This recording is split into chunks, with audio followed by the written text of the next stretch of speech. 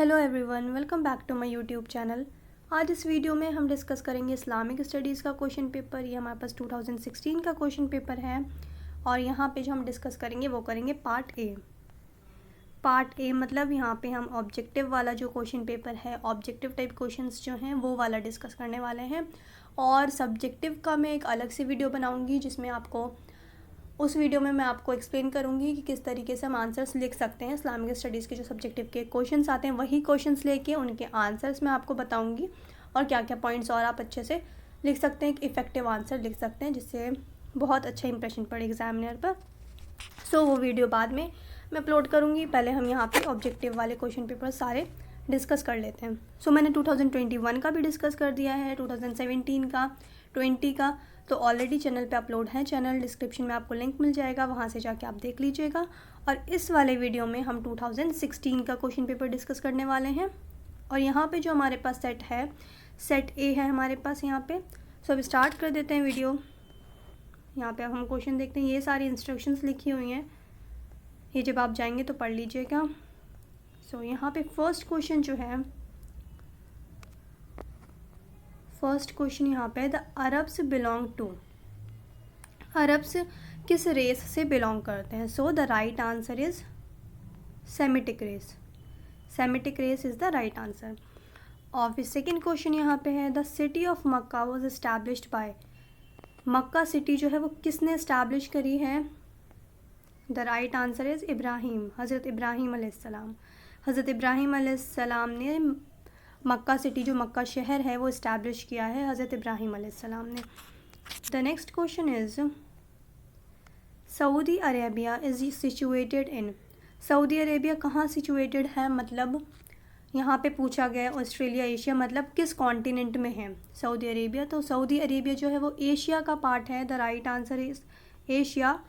और एशिया में waste Asia में, ये एशिया का जो पूरा मैप है यहाँ पे वेस्ट में, वेस्ट एशिया में है सऊदी अरेबिया। फिर इसके इधर फिर अफ्रीका का, अफ्रीका है यहाँ पे, अफ्रीका कॉन्टिनेंट है। फिर ऊपर यहाँ पे यूरोप कॉन्टिनेंट है। सो वेस्ट एशिया का पार्ट है Saudi Arabia. The next question is the prophet Muhammad was born in, prophet Muhammad कौन से ईयर में बॉर्न हुए थे। So the right answer is 571 AD। ये जो है ये क्वेश्चन पेपर, ये क्वेश्चन जो है आप स्टार मार्क कर लीजिए, ये हर क्वेश्चन पेपर में पूछा जाता है, मतलब ये क्वेश्चन कंपलसरी है, ये वाला क्वेश्चन कंपलसरी है। तो कुछ क्वेश्चंस ऐसे हैं जो बिल्कुल कंपलसरी हैं, आपसे पूछा ही जाता है, किसी भी तरीके से पूछ लेते हैं, कुछ भी चेंज करके। अब यहाँ पे डायरेक्ट पूछ लिया है कि प्रॉफिट मोहम्मद की बर्थ जो है वो किस ईयर में हुई थी। तो वो हुई थी 571 में। कितनी बार इसी क्वेश्चन को थोड़ा सा चेंज करके देते हैं, तो वहाँ पूछ लेंगे आपसे कि ईयर ऑफ एलिफेंट किसे कहते हैं, year of elephant, year of elephant किसे कहते हैं, इस तरीके से आपसे पूछ लेंगे। तो ईयर ऑफ एलिफेंट कहा जाता है 571 ईयर को ही, 571 AD को ही ईयर ऑफ एलिफेंट कहा जाता है। अब ईयर ऑफ एलिफेंट क्यों कहते हैं, अब ईयर ऑफ एलिफेंट इसलिए कहा जाता है क्योंकि 571 में रसूलुल्लाह की बर्थ से पहले अब्राहा ने, मतलब अब्राहा के बारे में आपने स्टोरी पूरी सुनी होगी, तो मैं इतना डिटेल में नहीं जाऊंगी, बस मैं आपको ये बताती हूँ कि 571 में जो है अब्राहा ने मक्का को ढाने के लिए जो आया था, अब्राहा अपने लश्कर के साथ 571 AD में आया था। सो इसलिए इसे ईयर ऑफ एलिफेंट कहा जाता है। अच्छा, और ईयर ऑफ एलिफेंट क्यों कहा जाता है एलिफेंट, क्योंकि अब्राहा अपने लश्कर में घोड़े या कैमल लेके नहीं आया था, वो एलिफेंट लेके आया था। वो पूरा लश्कर जो था उसमें जो एनिमल था वो एलिफेंट था। तो वो पूरा लश्कर में जो एनिमल था वो एलिफेंट यूज़ किया था अब्राहा ने, और मक्का के लोगों ने पहली बार जो है एलिफेंट देखा था। सो इस वजह से ईयर ऑफ एलिफेंट कहा जाता है 571 AD को। और या फिर इस तरीके से पूछ लेंगे आपसे कि अब्राहा ने किस ईयर में, अब्राहा किस ईयर आया था, अब्राहा किस ईयर आया था मक्का को ढाने के लिए, तो 571 AD में। या फिर ऐसे ईयर ना पूछ के, ये जैसे यहाँ पे ये क्वेश्चन है द प्रॉफिट वॉज बॉर्न इन, तो यहाँ पे ईयर दे देंगे। For example year of sorrow, year of elephant, तो इस तरीके से दे देंगे। तो ईयर ऑफ एलिफेंट जो है वो कहा जाता है 571 ईयर को, 571 AD को। अच्छा, और यहाँ पे कुछ हिस्टोरियंस कहते हैं कि 571 है बर्थ ईयर, कुछ हिस्टोरियंस कहते हैं 570 है। सो यहाँ पे कंफ्यूज नहीं होना है आपको। अगर क्वेश्चन पेपर में 571 की जगह 570 आ जाए ऑप्शन में और 571 ना हो तो उसका आंसर जो होगा वो होगा 570। और ऐसा कभी भी नहीं होता है कि 570 भी आंसर में होगा और 571 भी आंसर में होगा, तो ऐसा कभी भी साथ में नहीं होता। ये दोनों ऑप्शंस कभी भी साथ में नहीं आते, या तो 570 होगा या तो 571 होगा, तो दोनों आंसर ही बिल्कुल करेक्ट हैं। कुछ हिस्टोरियंस का कहना है 571 में बर्थ हुई थी, कुछ हिस्टोरियंस का कहना है कि 570 में हुई थी, और कुछ का कहना है 571 में बर्थ हुई थी रसूल अल्लाह की। सो यहाँ पे जो है दोनों ही आंसर्स बिल्कुल ठीक हैं। अब हम नेक्स्ट क्वेश्चन देखते हैं, और मैंने आपको यहाँ पे बता दिया कि इसी क्वेश्चन को किस किस तरीके से पूछ सकते हैं। अच्छा, और कितनी बार ऐसा भी हुआ है कि ये क्वेश्चन जैसे है तो ये क्वेश्चन डायरेक्ट भी ऐसे पूछ लिया है, फिर एक आपको ऐसे अलग से भी क्वेश्चन आ गया है कि ईयर ऑफ एलिफेंट किसे कहा जाता है। सो यहाँ पे इस तरीके से आपके 2 नंबर बन जाते हैं। तो अगर ऐसे क्वेश्चन आ गए तो वहाँ पे आपका और ज़्यादा प्रॉफिट हो जाएगा। अब हम नेक्स्ट क्वेश्चन देख लेते हैं। The Hijri calendar was introduced by, Hijri calendar किसने इंट्रोड्यूस किया था? So the right answer is Hazrat Umar. Hazrat Umar is the right answer. अच्छा, और हज़रत उमर ने बहुत सारी चीज़ें स्टार्ट की थी, और मैं आपको यहाँ पे बता देती हूँ जो कि क्वेश्चंस भी आते हैं। सो हज़रत उमर ने हिजरी कैलेंडर जो इंट्रोड्यूस किया था, किसने किया था? हज़रत उमर ने। और हज़रत उमर ने पूरा ज्यूडिशरी सिस्टम किसने स्टार्ट किया था?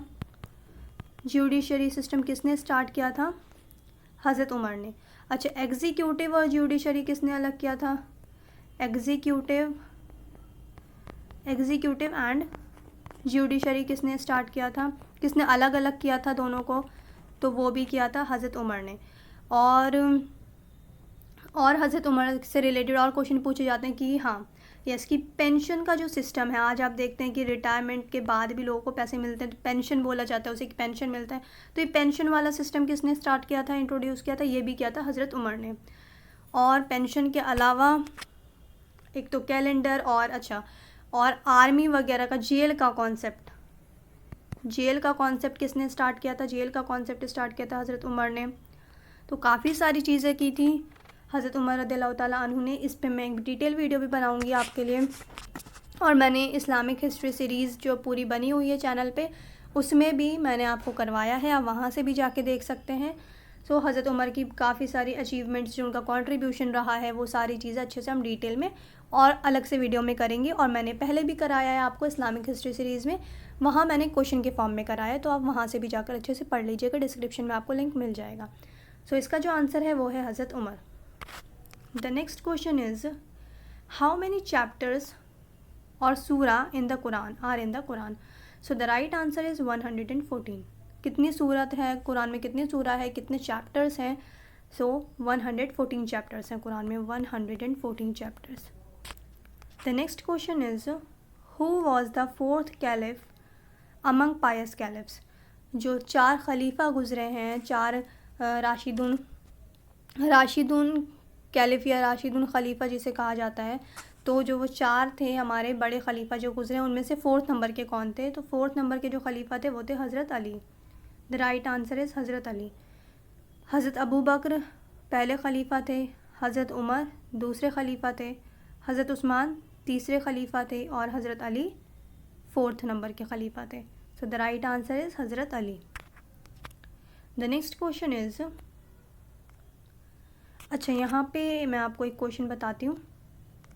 अब ये खलीफा वाला जो क्वेश्चन है, इससे रिलेटेड एक क्वेश्चन आता है कि इनमें से कौन से खलीफा ऐसे गुजरे हैं जिन्होंने, मतलब जिनकी डेथ जो हुई है वो नेचुरली डेथ हुई है, वो उनको शहीद नहीं किया गया, उनका कत्ल नहीं किया गया। तो इनमें से कौन से हैं वो खलीफा? द राइट आंसर इज़ हज़रत अबू बकर। अगर ऐसा क्वेश्चन आया था 2017 के क्वेश्चन पेपर में, ये क्वेश्चन था कि कौन से खलीफा हैं जिनकी डेथ जो हुई है वो नेचुरली हुई है, या फिर ऐसे दे देंगे कि जिनकी डेथ नेचुरली नहीं हुई। नो सॉरी, ये क्वेश्चन नहीं पूछते, क्वेश्चन ये पूछते हैं कि किसकी डेथ जो है नेचुरली हुई है, मतलब जिनको शहीद नहीं किया गया। तो हज़रत अबू बकर जो है वो अपनी मतलब उनकी जो मौत आई, मतलब जो उनका इंतकाल हुआ वो अल्लाह की तरफ से हुआ, वो शहीद नहीं हुए थे, उनकी तबीयत ख़राब थी, फिर उनको शहादत नहीं मिली, वो नेचुरली उनकी डेथ हुई। हज़रत उमर को शहीद किया गया, हज़रत अली को शहीद किया गया और हज़रत उस्मान को भी शहीद किया गया है। तीनों का ही कत्ल किया गया, हज़रत उमर का कत्ल किया गया, हज़रत अली का कत्ल किया गया और हज़रत उस्मान का भी कत्ल किया गया। पर हज़रत अबू बकर का कत्ल नहीं किया गया, ये शहीद नहीं हुए हैं, इनकी जो डेथ हुई है वो नेचुरली डेथ हुई है। तो ये क्वेश्चन भी पूछ लिया जाता है अक्सर। सो उसका आंसर क्या होगा? हज़रत अबू बकर। और हज़रत अबू बकर जो है हमारे पहले खलीफा थे और इनका जो टाइम पीरियड था, मतलब रूल कितना किया इन्होंने? 2 ईयर्स। हज़रत अबू बकर ने 2 ईयर्स रूल किया है। The next question is, which of the following worship is obligatory once in a life by a capable Muslim? इनमें से कौन सी ऐसी वर्शिप है, कौन सी ऐसी इबादत है जो एक कैपेबल मुस्लिम को अपनी लाइफ में ज़रूर एक बार ज़रूर करना चाहिए, जो कैपेबल हो, मतलब जो इस लायक हो कि वो ये चीज़ कर सके। सो द राइट आंसर इज़ हज। हज क्या है? हज तभी फ़र्ज़ है जब आप हर चीज़ से फ़ारिग हो गए, मतलब अपने सारे फ़र्ज़ से फ़ारिग हो गए और आपके पास इतनी वेल्थ है, इतना पैसा है कि आप जा कर के मक्का हज कर सकते हैं। तब अगर आप कैपेबल हैं, एक कैपेबल मुस्लिम है, तब आपके ऊपर क्या है? हज जो है वो फ़र्ज़ है, हज जो है ऑब्लिगेटरी है। अच्छा, ज़कात जो है ये सबके ऊपर ऑब्लिगेटरी है, ठीक है। सलाह जो है, रोज़ा नमाज, सलाह जो नमाज है, प्रेयर है, ये भी क्या है? ये सबके लिए फ़र्ज़ है। ऐसा नहीं है कि कैपेबल मुस्लिम कर सके। हाँ, कुछ एक्सेप्शंस हैं पर सबके लिए फ़र्ज़ है। सौम जो है यानी कि रोज़ा रखना, ये भी सबके लिए फ़र्ज़ है। तो हज जो है ये सिर्फ कैपेबल मुस्लिम के लिए ऑब्लिगेटरी है, जो कैपेबल हो, जिसके पास वेल्थ हो और जो अपने फ़र्ज़ से सारे फ़र्ज़ से अदा हो गया हो, सो उसके लिए हज क्या है? फ़र्ज़ है, ऑब्लिगेटरी है। और यहाँ पे मैं आपको एक और चीज़ बता देती हूँ। कितनी बार ऐसा होता है कि एक बार ये क्वेश्चन आया था कि सौम का मीनिंग क्या होता है? सौम का मीनिंग तो ये क्वेश्चन भी आ जाता है। तो सौम का मतलब अभी मैंने आपको बताया, जैसे कि रोज़ा, तो सौम का मतलब होता है फ़ास्ट। सो ये क्वेश्चन एक बार आया था इस्लामिक स्टडीज़ के पेपर में कि सौम का मतलब क्या होता है। सो ऐसे क्वेश्चन भी आ जाते हैं। तो इसका मतलब अगर ऐसे क्वेश्चन आ गया तो सौम का मतलब क्या होता है? सौम का मतलब होता है फ़ास्ट, रोज़ा रखना। और अब तक आपने मेरा चैनल सब्सक्राइब नहीं किया है तो चैनल को सब्सक्राइब कर लीजिए, बेल आइकन को प्रेस कर दीजिए ताकि आगे कोई भी वीडियो अपलोड हो तो आपको टाइम से नोटिफिकेशन मिल जाए। और वीडियो आप लोग बार बार देख रहे हैं पर चैनल को सब्सक्राइब नहीं कर रहे हैं, सो चैनल को सब्सक्राइब कर दीजिए ताकि आपसे कोई भी वीडियो मिस ना हो। और आगे मैं और डिटेल में वीडियोस करवाने वाली हूँ, क्योंकि अभी मई या जून में नेक्स्ट ईयर एग्ज़ाम होंगे 2022 में। तो इंशाल्लाह हम लोग अभी से ही प्रिपरेशन स्टार्ट कर देते हैं ताकि आप लोग बहुत अच्छे से कवर कर सकें, सारी चीज़ें बहुत अच्छे से प्रिपरेशन कर सकें और एडमिशन ले सकें। सो चैनल को सब्सक्राइब कर दीजिए। प्रिपरेशन स्टार्ट होने वाली है इंशाल्लाह बहुत जल्दी, और जैसे जैसे मुझे टाइम मिल रहा है मैं उस हिसाब से वीडियोस अपलोड कर रही हूँ। तो आप लोग चैनल से कनेक्ट नहीं रहेंगे तो आपको नोटिफिकेशन नहीं मिलेगी, इसलिए कह रही हूँ आप लोग चैनल को सब्सक्राइब कर लीजिए और बेल आइकन को ज़रूर प्रेस करें ताकि जब भी वीडियो अपलोड हो नोटिफिकेशन आपके पास पहुँच जाए। और अच्छा, मैं आपके साथ जो शॉर्ट्स वीडियो होती हैं मेरी, वो आप ज़रूर देखा करें, क्योंकि उसमें मैं आपको कोई ना कोई एक बहुत इजी ट्रिक शेयर करती हूँ किसी भी चीज़ को लर्न करने के लिए। तो वहाँ से आपकी काफ़ी सारी स्टैटिक जो हैं वो कवर हो जाएगा। तो शॉर्ट्स पे मैं अलग से क्वेश्चंस वगैरह जो इंपॉर्टेंट होते हैं उस पे शॉर्ट्स बना देती हूँ, या फिर जो ट्रिक होती है मेरे पास जिससे आपको बहुत इजीली लर्न हो सके चीज़ें, तो मैं ट्रिक शेयर करती हूँ। तो शॉर्ट्स को ज़रूर देखा करें ताकि उससे आपका स्टैटिक भी कवर होता रहे।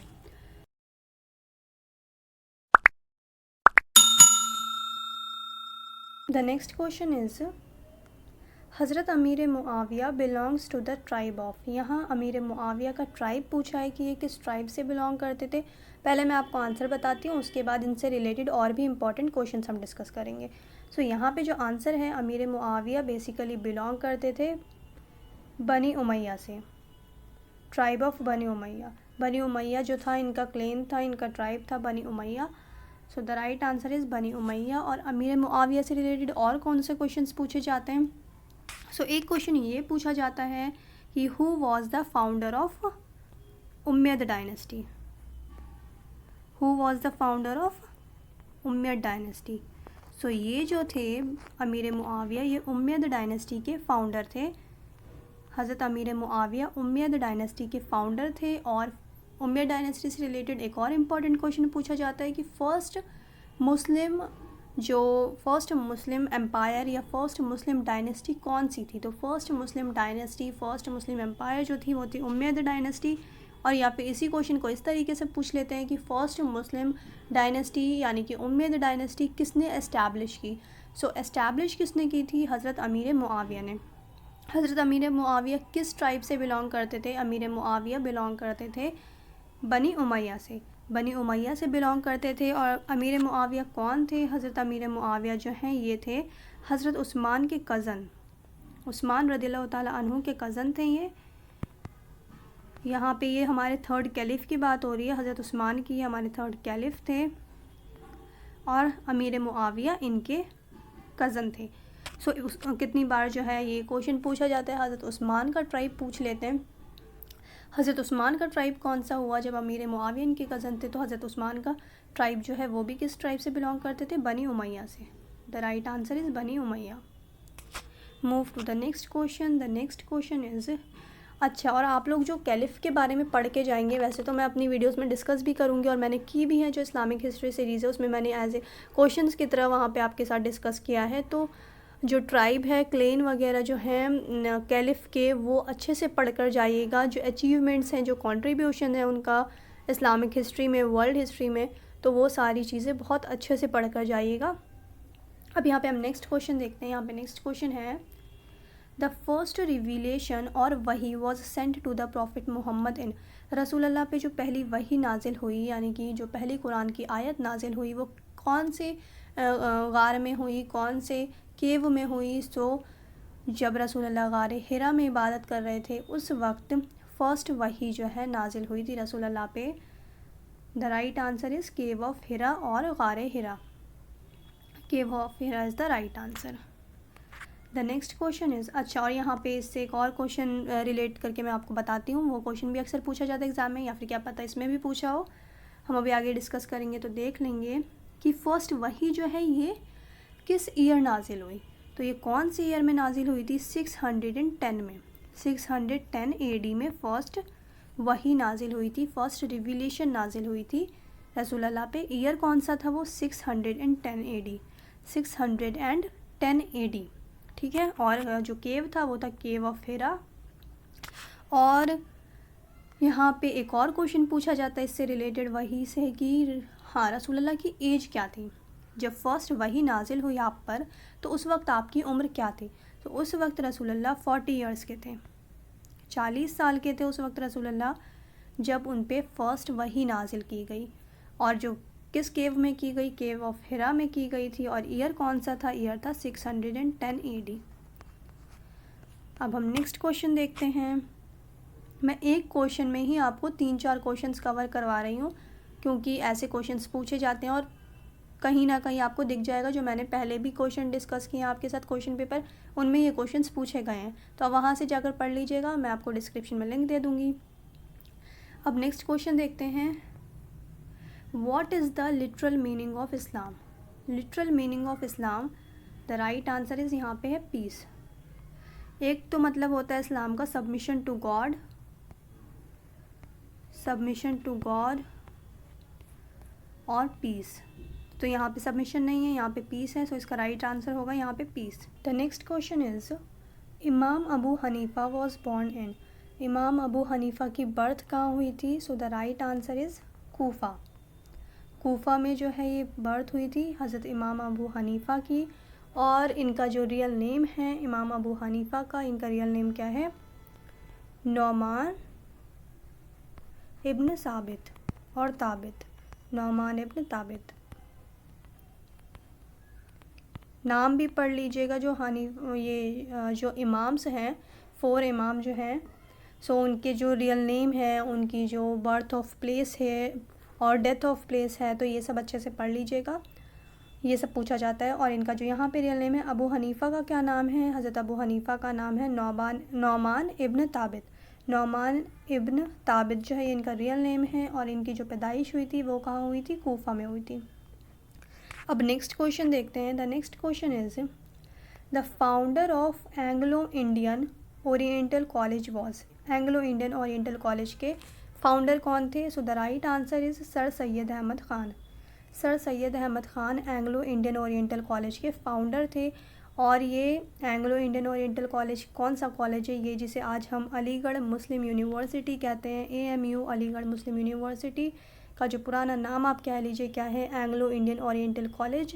और इसके फाउंडर कौन थे? इसके फाउंडर थे sir Syed Ahmad Khan. Next question is Tarjumanul Quran was written by. Tarjumanul Quran जो है ये किसने लिखी है? इसका जो राइट आंसर है वो है मौलाना अबुल कलाम आज़ाद। तर्जुमानुल कुरान किसने लिखा है? ये लिखा है मौलाना अबुल कलाम आज़ाद ने। The right answer is B. The next question is which one is the source of fiqh. फ़िक़्ह मतलब क्या? फ़िक़्ह मतलब ज्यूरिस्प्रूडेंस। फ़िक़्ह मतलब ज्यूरिस्प्रूडेंस और जुडिशरी कह लीजिए।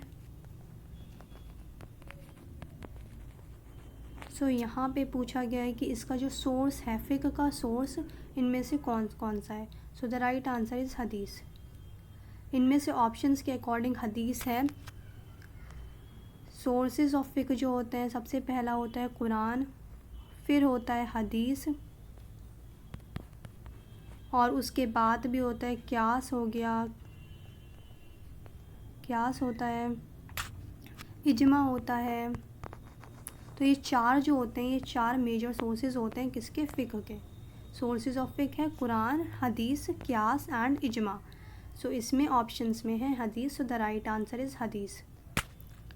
The next question is Old Testament is a holy book of. Old Testament किसकी holy book है?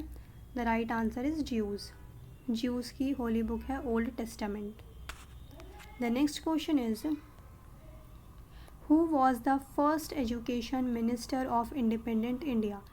फर्स्ट आज़ाद हिंद के जो एजुकेशन मिनिस्टर थे वो कौन थे? तो फर्स्ट इंडिपेंडेंट इंडिया के जो फर्स्ट एजुकेशन मिनिस्टर थे वो थे मौलाना अबुल कलाम आज़ाद। The right answer is Maulana Abul Kalam आज़ाद। और इनसे रिलेटेड अभी हमने एक और क्वेश्चन डिस्कस किया था, वो क्या था कि तर्जुमानुल कुरान किसने लिखी है? तो तर्जुमानुल कुरान भी किसने लिखी है? मौलाना अबुल कलाम आज़ाद जी ने। और यही हमारे कौन थे? फर्स्ट एजुकेशन मिनिस्टर भी थे। The next question is there is no compulsion in religion is a. ये जो है ये यहाँ पे लिखा हुआ है there is no compulsion in religion. तो ये क्या है? The right answer is Quranic versus.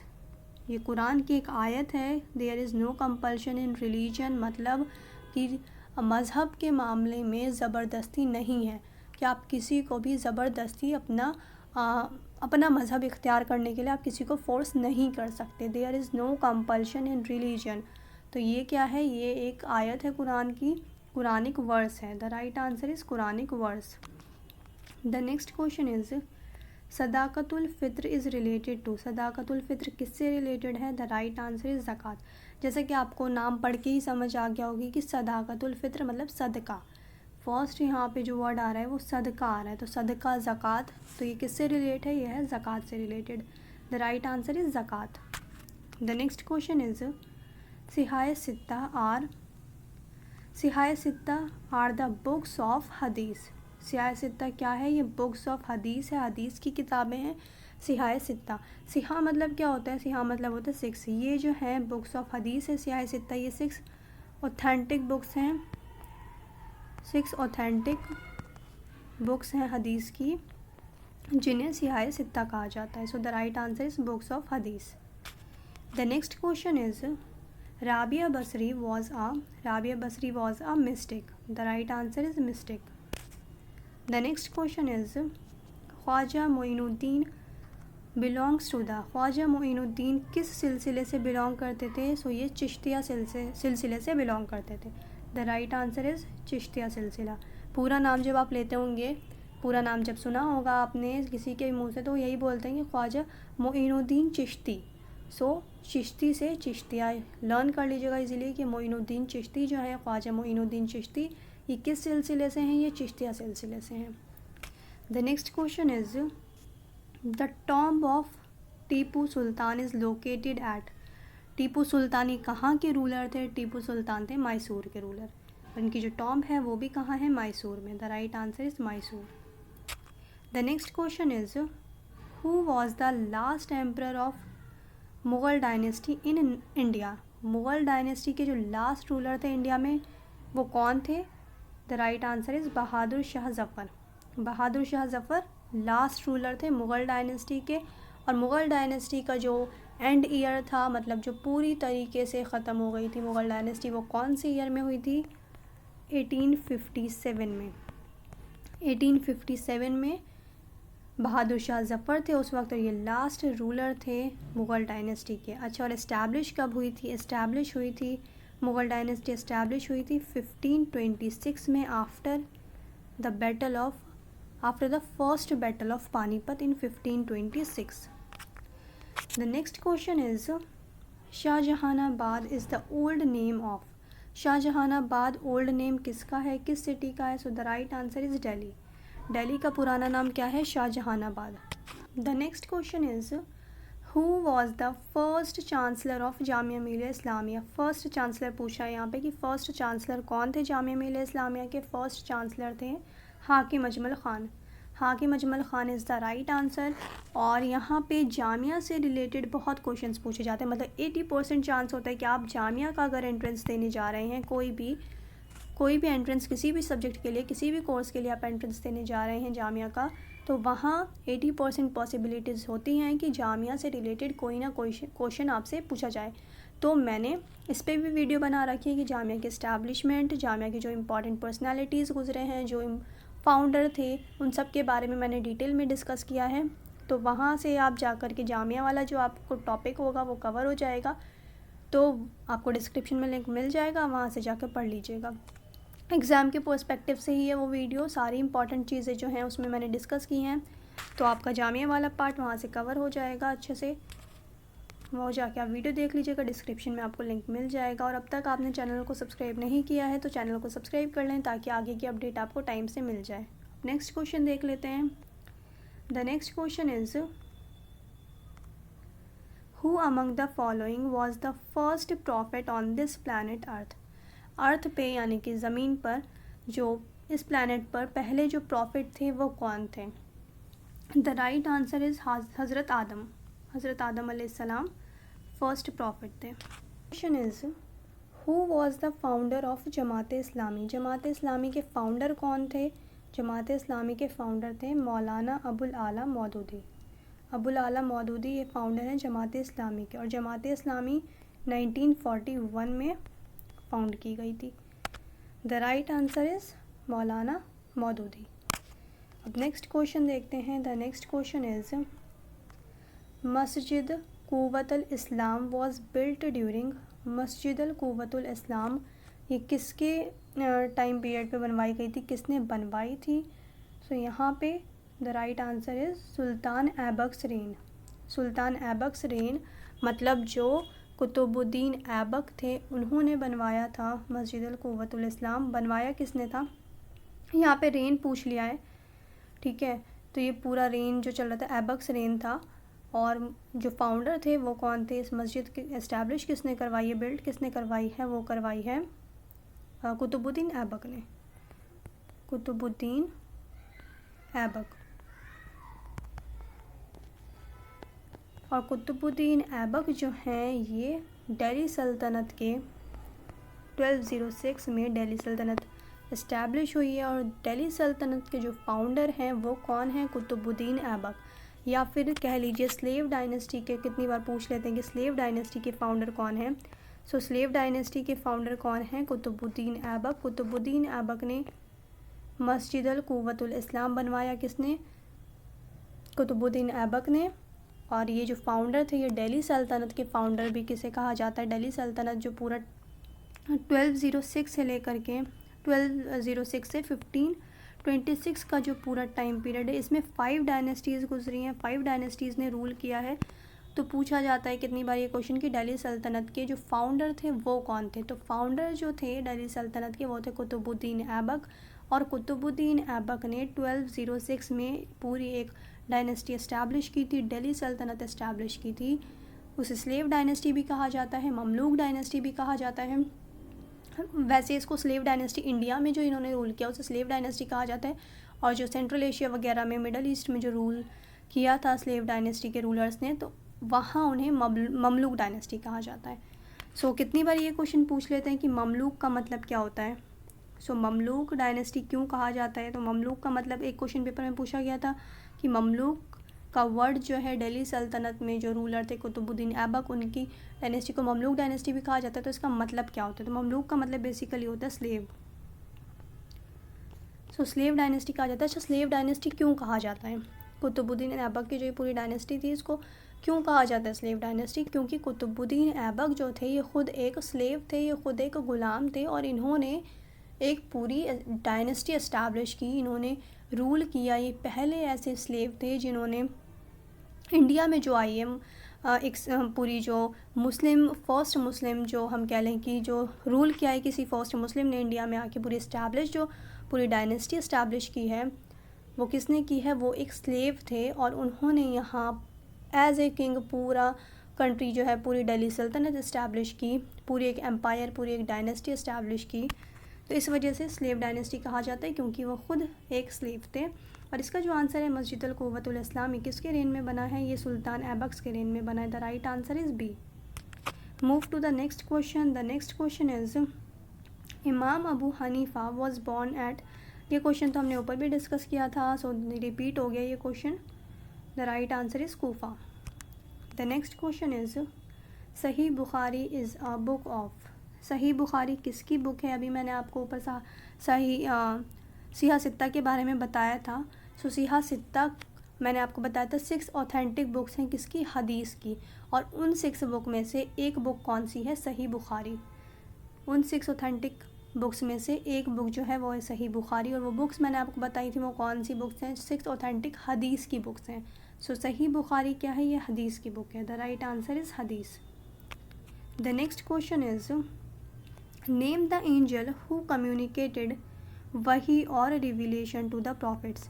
जो प्रॉफिट के पास वही लेकर आते थे, प्रॉफिट्स को वही बताया करते थे, अल्लाह का पैगाम बताया करते थे, वो कौन थे? कौन से फरिश्ते थे? कौन से एंजल थे? सो वो थे हज़रत जिब्राईल अलैहिस्सलाम। The right answer is Hazrat Jibrail.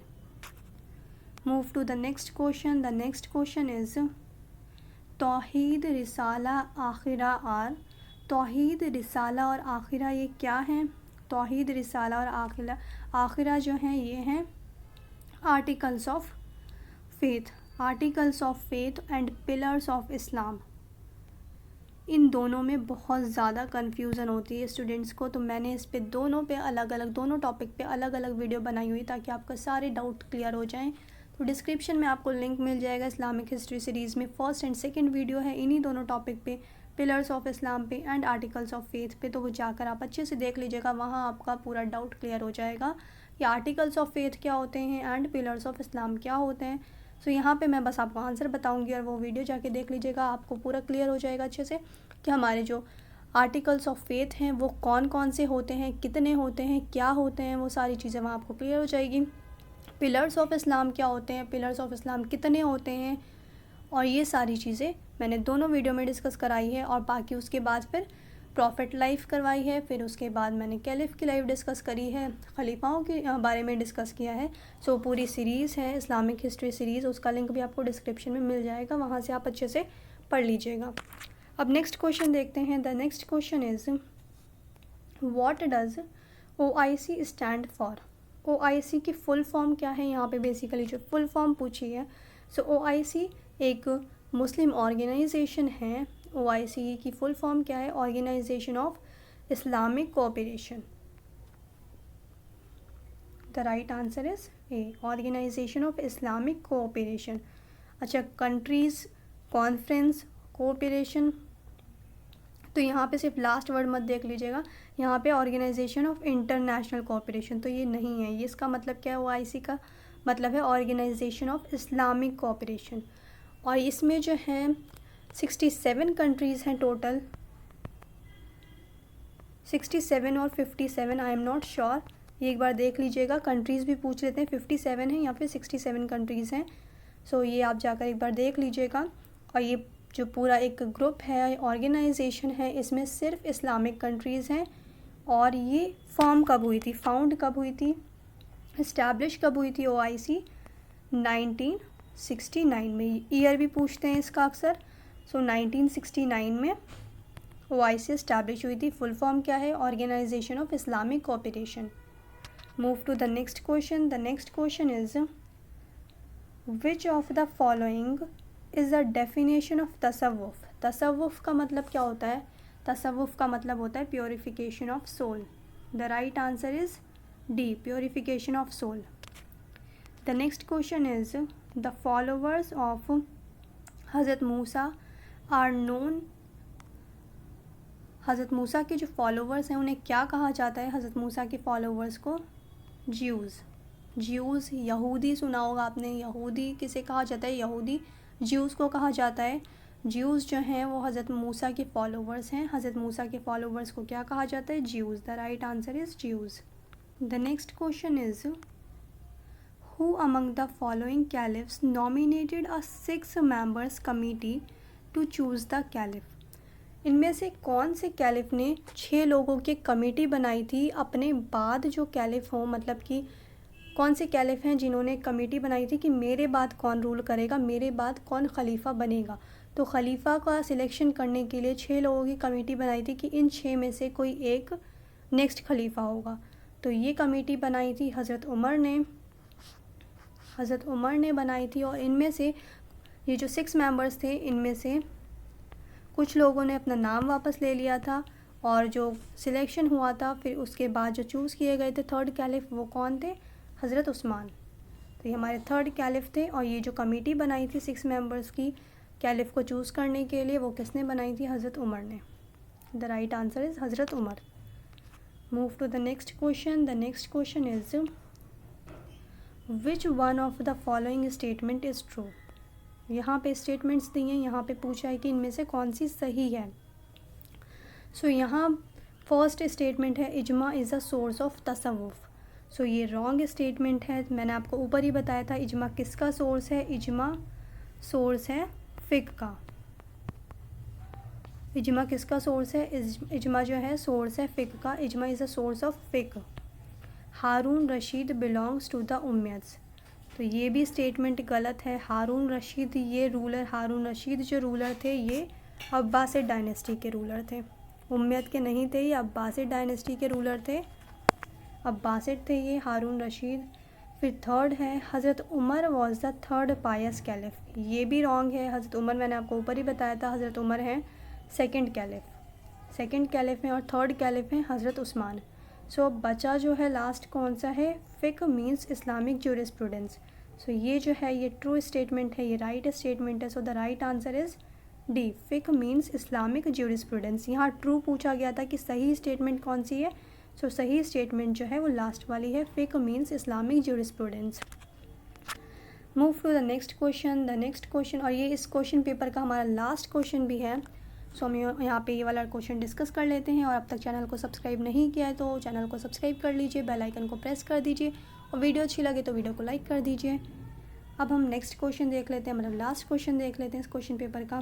तो यहाँ पे क्रोनोलॉजिकल ऑर्डर में हमने लगाना है कि इनमें से कौन से सही ऑर्डर में है.